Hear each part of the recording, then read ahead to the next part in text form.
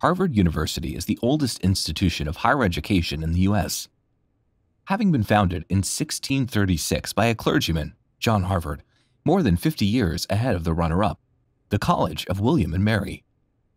Harvard is also one of the most prestigious universities in the world, with the admission rate to its undergraduate program, as an example, standing at the minuscule 5%. This means that out of the roughly 60,000 applicants in a typical year, only about 2,000 are accepted to be its students.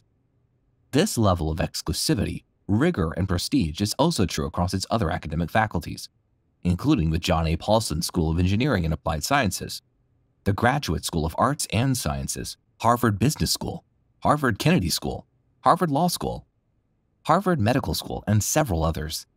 The question we asked for this video is, given the high level of academic success, what does the school's financial performance look like? To answer this question, we looked through the school's website, articles, and other public sources of information on the internet, as well as Harvard's annual financial reports, which summarize what's been happening with the school economically each year. The results have been fascinating and tell an interesting story for people who are not familiar with the business of higher education in the U.S., with some unexpected twists and turns to the plot. But let's start with the most basic question. How does Harvard make money? Having looked through the annual report, the first thing we found is that the university, unsurprisingly, makes quite a lot of money from its students. The most classical income stream here is the money students have to pay in both the form of tuition fees for their classes, as well as the room, board, meals, and other auxiliary services, such as, for example, car parking on campus. Harvard receives this kind of income stream from both the degree programs it runs, as well as its continuing and executive education offerings. What's surprising, though, is that this traditional form of income represents only a small portion of the university's overall income, to the tune of less than 20%. So where does the rest of the income come from? Well, it turns out that Harvard, like many of its peer universities, receives a steady additional flow of money from conducting research from both government and private sponsors. When you read about it, the income stream looks like money paid to Harvard to maintain and run its research labs, with the Department of Health and Human Services named as the principal source of federally sponsored funds. For comparison, a similar income stream for Princeton University is used to operate the Princeton Plasma Physics Laboratory. Thinking more about this arrangement, it makes a lot more sense, because Harvard and other big universities essentially provide a service to the U.S. government and foundations, corporations, and other private sponsors in the form of outsourced research activities.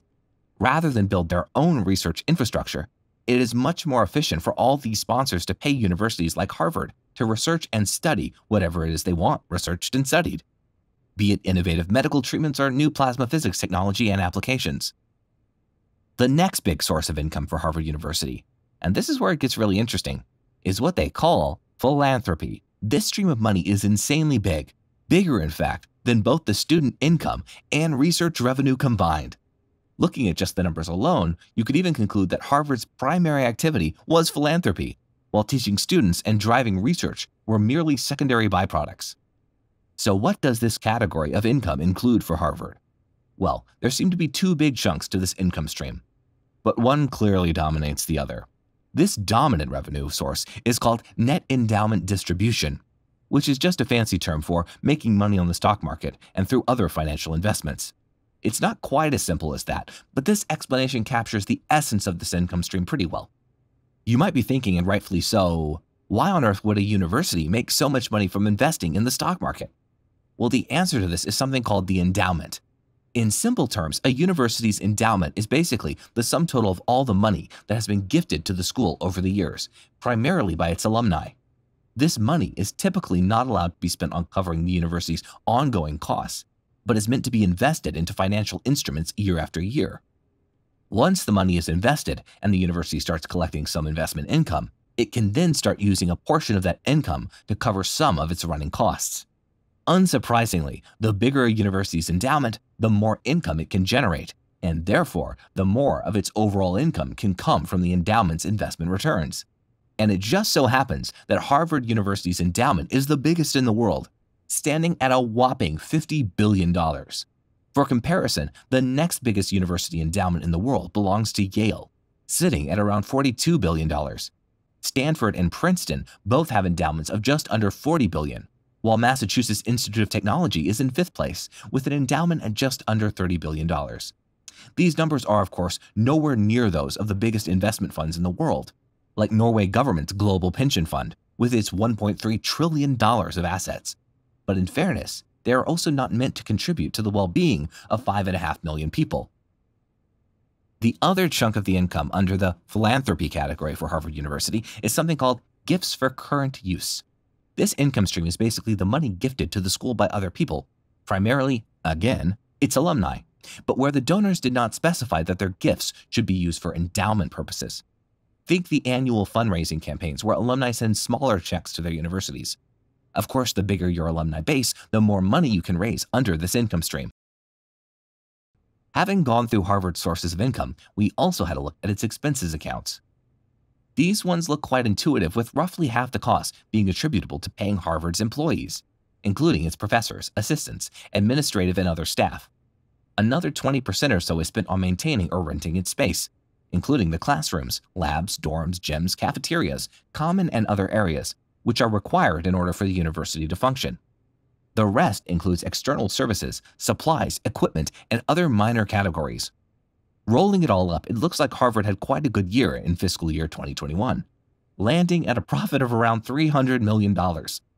Although as a university, it is, of course, primarily not a for-profit institution, meaning its primary objective is not in maximizing net income, but rather in providing high-quality educational and research services for as long as possible, ideally in perpetuity. But let's pause here, as this perpetuity bit is quite an interesting part of Harvard's business model. If you run a thought experiment and imagine that Harvard didn't have its endowment, the cost of tuition, room, and board for its students would have to increase threefold in order for the university to cover its operational expenses. That would make the total cost of a bachelor's degree over a 4-year period around $900,000, as compared to the current cost of around $300,000. This, of course, would make Harvard education out of reach for the majority of its current students, and so the university would have to either significantly scale down its operations or shut down altogether. What this thought experiment illustrates is just how critical Harvard's endowment is to the university's well-being and overall business model. Without the endowment, Harvard as we know it simply would not exist. So therefore, preserving the endowment is perhaps the most critical activity that Harvard needs to get right, in order to maximize the chances of delivering on its educational and research missions in perpetuity. And it certainly shows, judging, for example, by the amount of coverage endowment management receives in Harvard's annual report. There is even a whole 4-page report from the CEO of Harvard Management Company, which is in charge of investing the university's endowment on behalf of the school. This report is longer than both the university president's and its treasurer and vice president of finance. Other key factors in Harvard's business model are, of course, the quality of its instruction and research, as well as its reputation, prestige, and exclusivity. And while most of these factors make intuitive sense, exclusivity is an interesting one. Let's run another thought experiment and imagine that the university expanded its operations and enrolled 20,000 students rather than the current 2,000 each year. The first thing that would happen is a lot more people who are currently not able to get in would find themselves admitted to the university. This would automatically increase Harvard's admission rate from the currently low 5% to somewhere over 30% and make it appear less selective and therefore less prestigious. This, in turn, would likely cause fewer high-quality students to choose to attend Harvard instead of its other, suddenly more prestigious competitor universities. The drop in prestige and student quality would likely lead to less research money being funneled into the school, as it would stop it being perceived as the best bang for buck when it comes to research services. Alumni would start feeling less connected to the university and contribute less in the form of donations and giving.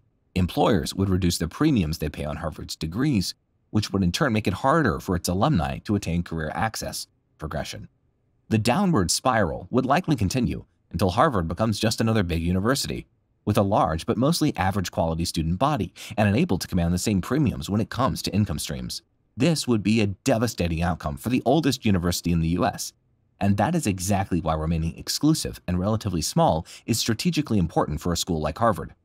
There are many more interesting facts and nuances when it comes to analyzing Harvard University's business model, such as, for example, the long gaps between the quality and exclusivity of its education today, and the resulting gifts and endowment contributions that its future alumni will make many years down the road.